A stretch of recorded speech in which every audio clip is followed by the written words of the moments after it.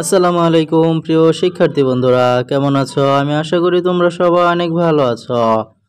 আমরা আজকে স্বরবর্ণগুলো সাজিয়ে লিখব। কি লিখব? সাজিয়ে লিখব।